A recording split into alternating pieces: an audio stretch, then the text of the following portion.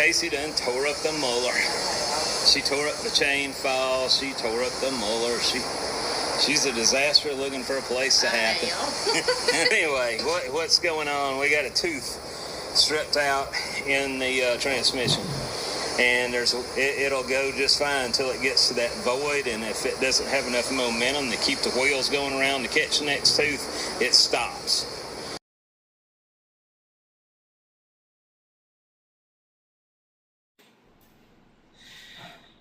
So we are down at Keith's this morning, and I'm gonna try to get this gearbox back together after we get something figured out on what we're going to do about this gear and the pinion. I had this blank, which was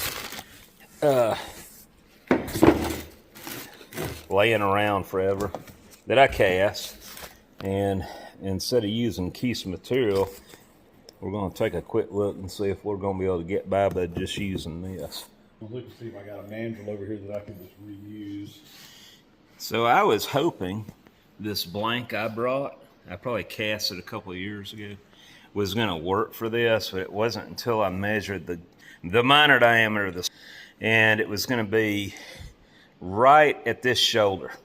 So there wasn't going to be any, it's useless. So Keith has some Durabar that I didn't cast. I'm going to have to cast him a piece to replace this one.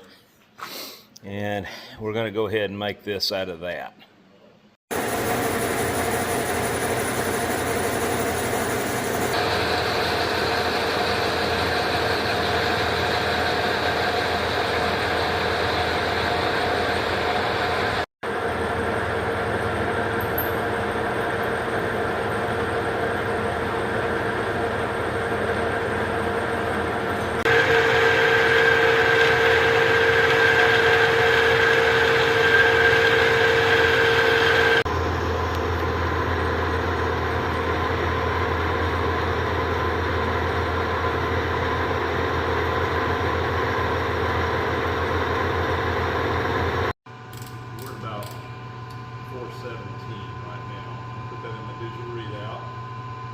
I'm going to share a little story with you guys.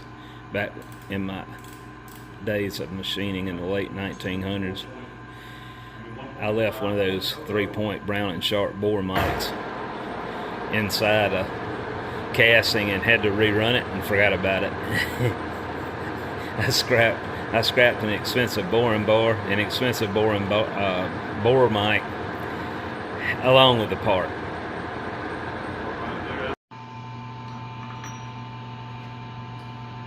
We went ahead and got that up to 1.5, and that mandrel's going to fit on there. We can turn the rest of this on this mandrel once we get the other side placed off. That'll give us something to work with.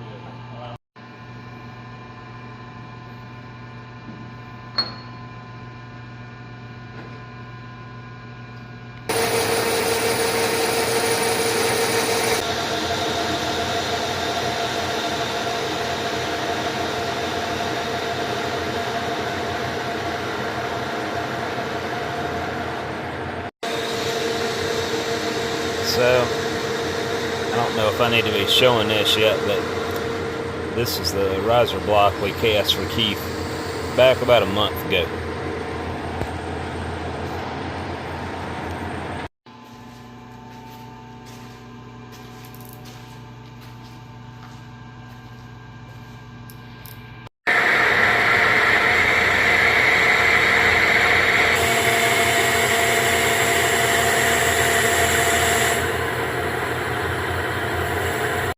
I've got that on every one of my mills.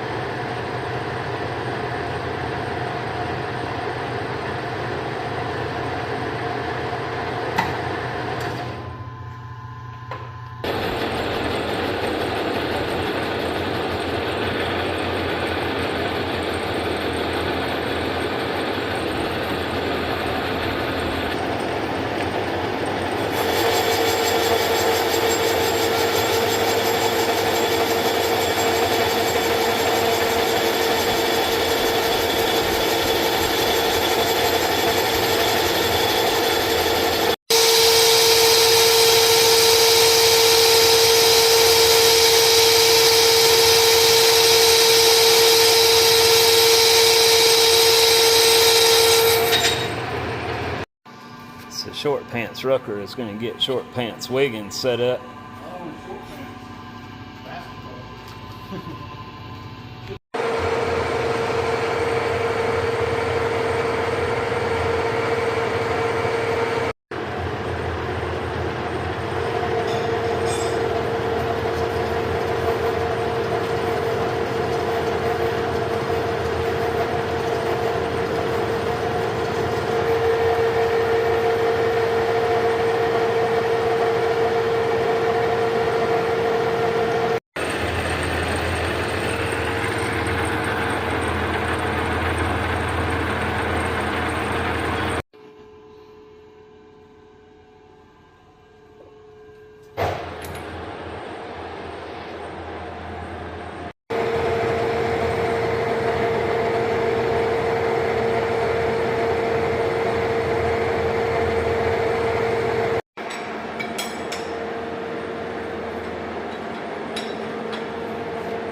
Did you already snug this? Not yet.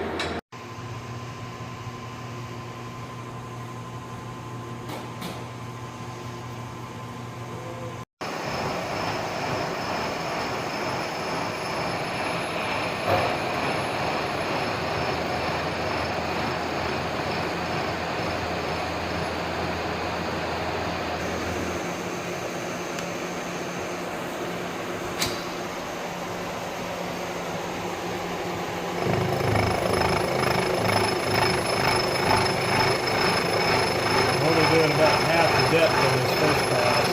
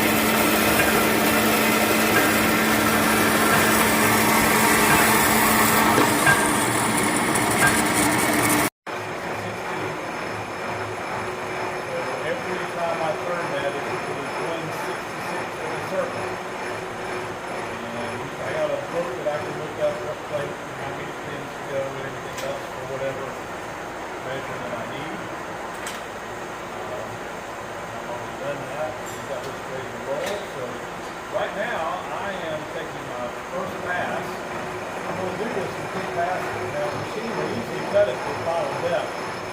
So what I like to do is I like to make my first pass almost to depth, and then I will make a measurement over some ends. The gear cut exactly right. I calculated that you need to know what 183 thousandths feet total for this particular gear. Right now we're doing about 150,000. So I still got 33,000 left without the day off at the end. But again, I'm going to make a measurement and we'll calculate exactly how much we need to get it dead on.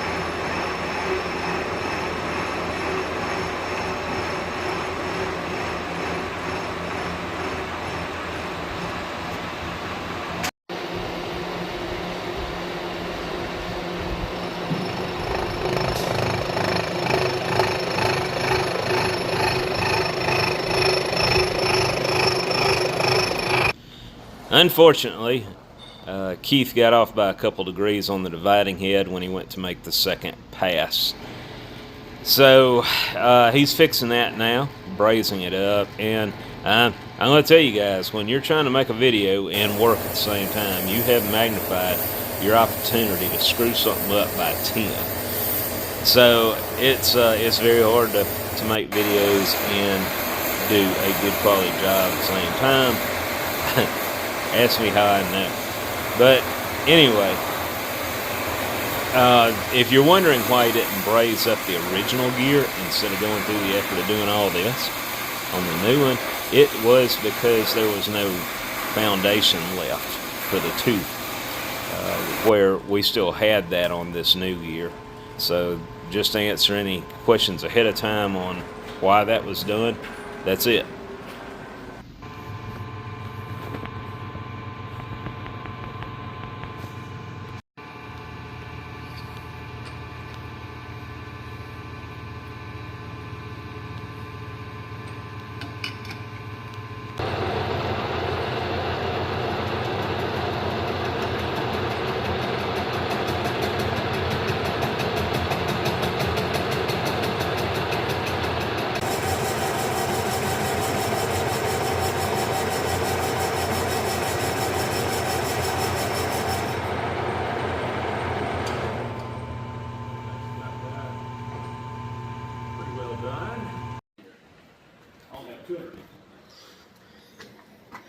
So I made all the wipers for this lathe.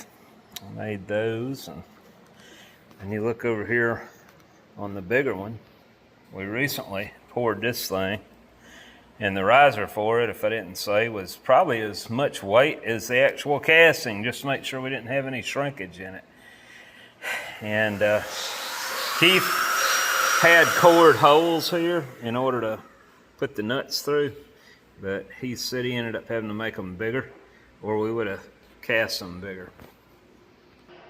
I actually cast this beast, this roller, not too long ago. I cast several pieces that go on the metal planer that he's got here. I've cast some parts for this cane mill. Can't remember what all we cast for it yet. And some of these. And some of these. I don't think these were any of the ones we cast, but we did some like them. Yeah, I'm getting bored. I'm trying to stay out of Keith's way. I don't want to mess him up again. But hopefully we're going to have this pressed together today. It's starting to look like it. I'm knocking it out.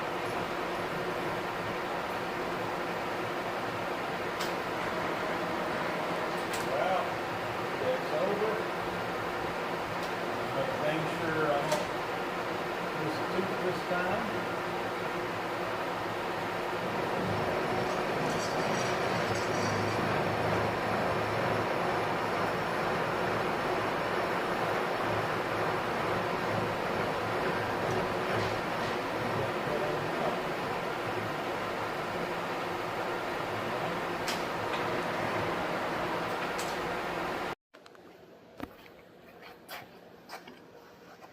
So here we go. This side presses in here. It kind of starts a little bit, then it gets tight.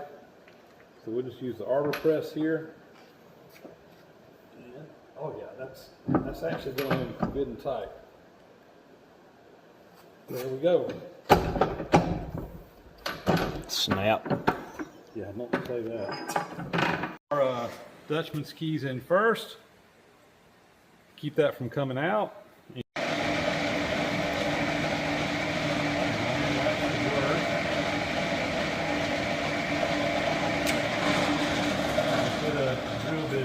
Drop the table down. Drill this. It's a number 7 drill bit. This will be for a quarter 20 cap.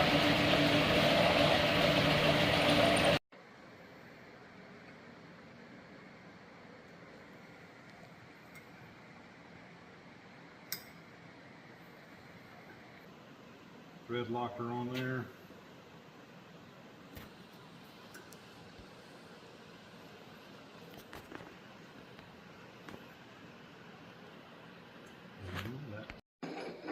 Position this where the key is going to be across from the braze repair, because that's where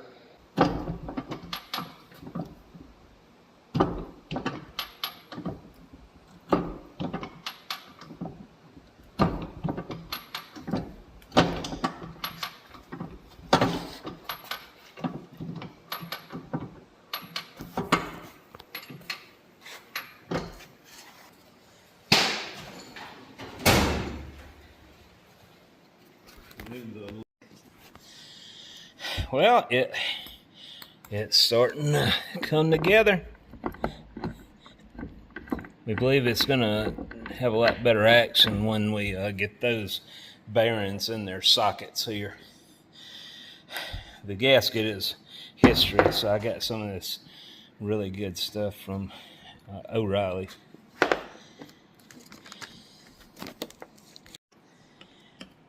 Well, guys, I owe Keith and Mike a lot of gratitude for helping me get this thing back up and running. We've already turned the shaft on the input side, and it's slowly rolling the output shaft. You go, I'll demonstrate. I don't remember which way I'm supposed to go. Is that the right way? No, it's the other way. All right. But it There works. Yeah. That's going to work. That is going to work. Getting a hard spot. Yeah, a little tight. I mean, it's not much, but it's a little tight spot. But I'm sure there's probably a couple of burrs on that gear that will wear in. Yeah. I'm going to just put new gear oil in it anyway. So. Yeah. I wouldn't try to reuse the old gear oil. But it's turning just fine. But yeah, I'm very excited to have this up and running. I've been worried sick. This is one less battle I got to fight this week, is we get this thing back to Mississippi and get it bolted up. I'm going to get to bed early tonight. I'm going to put this in the car tonight first. Yeah, don't leave it. I will forget, and I'm running on very little sleep now. So the other thing that I destroyed an O-ring that this slides into the tub on. I'm probably going to take that gasket material and just make it do. And you think you might have one? I've got an O-ring kit. I don't know if I got one that big. We'll look and see. That was pretty good. Oh, well, that one's the biggest one I got. Yeah, it's not going to quite work. Yeah, but you should be able to go to a parts store or something and find that. We'll measure that. It goes around this. Yeah, there's the socket that in the middle of the tub that it slides through has a circular groove in that. And I kept the broken O-ring. I mean, any O-ring's better than none. So I can still put it back in there for now. That is 2.5 inch diameter. Okay. Inside diameter O-ring, and it probably don't matter what thickness it is. Right. I probably just get whatever they got. Yeah. But if you can find a 2.5 inch ID O-ring, you'll be fine. Yeah. I will. My kit goes up to 2 inches, so. Okay. But anyway, this completes this end of it, getting this thing back together. Very happy to be at this point.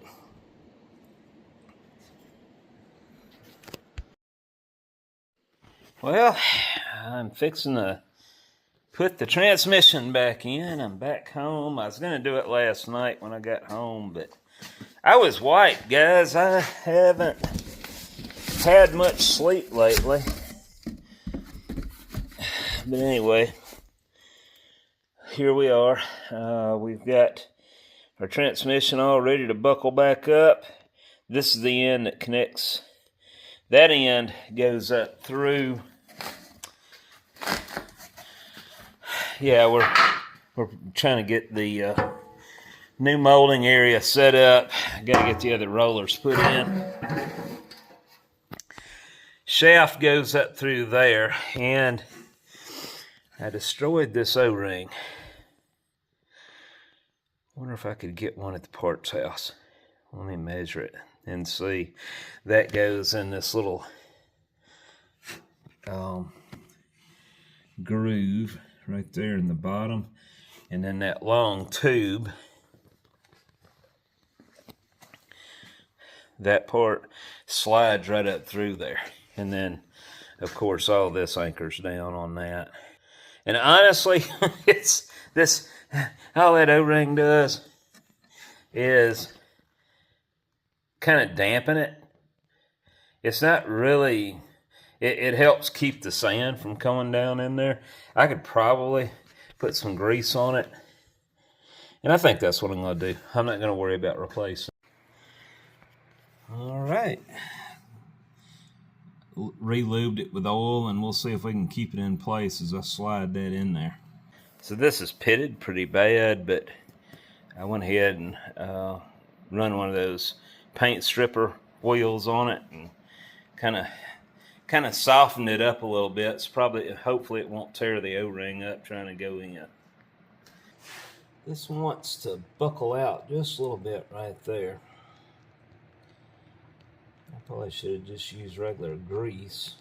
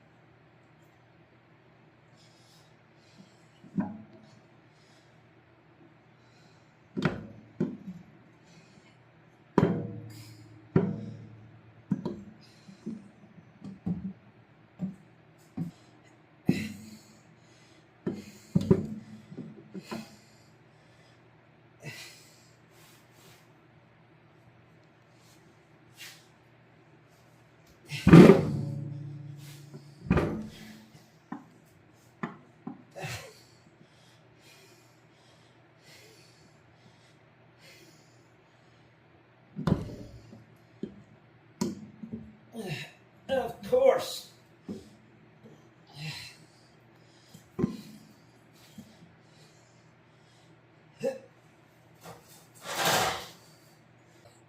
I'm going to put some sandpaper on the nose of that. There's a good chance we got a burr. And I got to reseat my O-ring again. If I could get it started, I believe that's going to stay in place. I think. Before it's over with, I may be getting a new O-ring. I'm going to need a way to jack or support that up under there. I can't do it by hand. It's heavier than I thought. It was easier coming out than going in. And you know what? Why am I doing it like this? Oh, I can be so stupid. All right, I'll bring you right back. Okay, guys, I have decided to do this differently. Yeah, this makes much more sense. Flip the Muller over. We don't have the weight of the plows, the wheels, and all that in it yet. So I think I'll be able to handle picking this up with the transmission okay. I went ahead and took the cover off of it to get it to set down on the floor better. And I went ahead while I was at it and took the burr off the very top edge of that, polished it up a little bit. There was a burr there, and that was cutting into the O-ring. And I've already put the O-ring in again, and I'm using this this grease here, and I'm coating the O-ring really good with it now. So hopefully I won't have much interference. Now the shaft that's got to go through there is pitted pretty bad. So I have to, I'm going to gob the grease on pretty good just to make sure. Because we want to get this lubed up as good as we can. And that should work. And now I have gravity working in my favor and not against me. Back in it.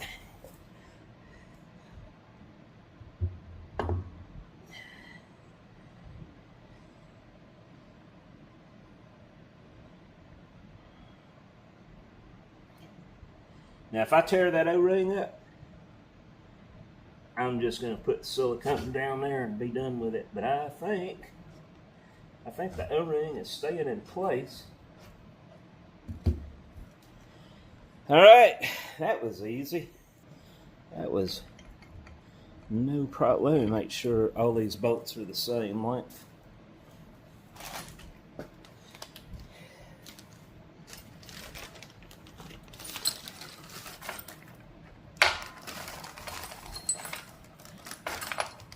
These two are.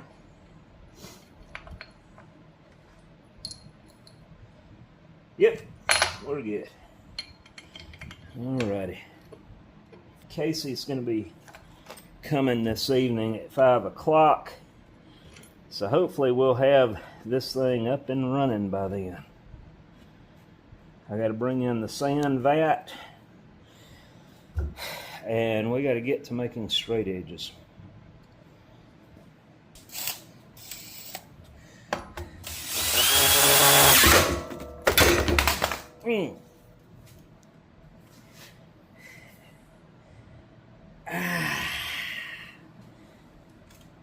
That hurt.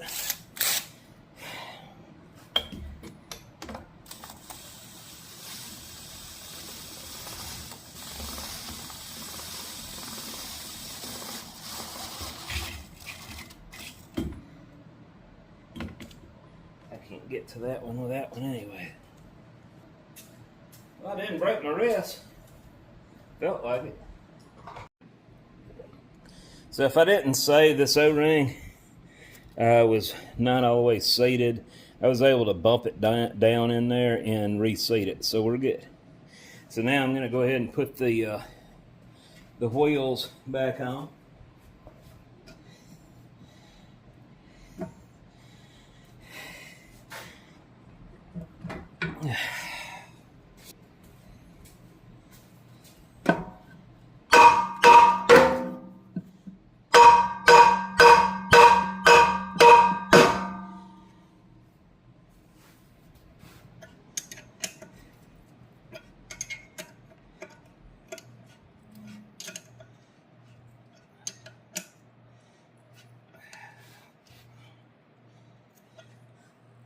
All right, so we got the oil back in it, and I'm fixing to hit the go button, and A moment of truth. yeah, Casey's getting way hit the back. go button? Huh? You got it? I'll hit it. You ready to Ready? cut it off if you have to? Yep.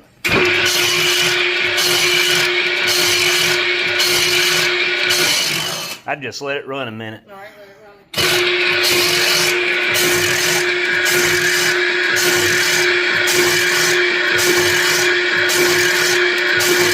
Let those gears mesh in good.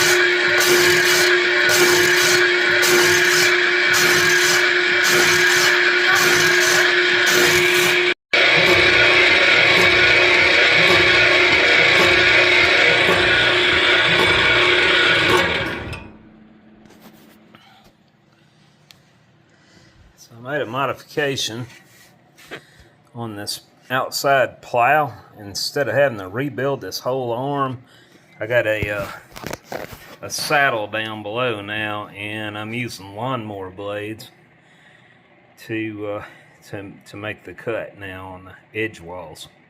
That wears down faster than anything. Well, I'm gonna have to get him a pillow. That does not look comfortable.